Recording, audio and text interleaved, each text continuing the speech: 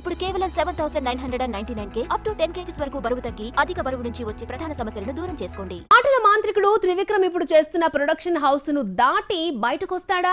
తన కాంపౌండ్ కు వచ్చేలా ట్రై చేస్తున్న ఆ సీనియర్ ప్రొడ్యూసర్ అనుకున్నది సాధిస్తాడా? టాప్ హీరోలతో మాత్రమే సినిమాలు చేసే త్రివిక్రముడు టైప్ 2 హీరోతో సినిమా చేస్తాడు అనే దాంట్లో నిజమెంత?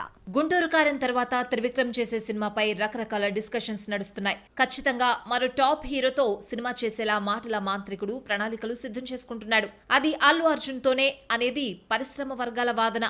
కాకపోతే పుష్ప 2 ద రూల్ రిలీజ్ అయ్యాక బన్నీ వెంటనే త్రివిక్రమ్ సెట్ లో అడుగు పెట్టే అవకాశం ఉండకపోవచ్చు. అట్లీ లేదా పుష్ప 3 వీటిలో ఏదో ఒకటి లిస్ట్ లో ఉంటుంది. వన్స్ ఐకానిక్ స్టార్ అలా బిజీ అయిపోతే ఈలోపు త్రివిక్రమ్ మరో సినిమా చేయాల్సి ఉంటుంది. అది శ్రవంతి బ్యానర్ లోనే ఉంటుందని, రామ్ తోనే చేయాల్సి వస్తుందని చెప్తున్నారు. నిజానికి త్రివిక్రమ్ కు నువ్వేతో దర్శకుడిగా లైఫ్ ఇచ్చింది శ్రవంతి రవికిషోరే.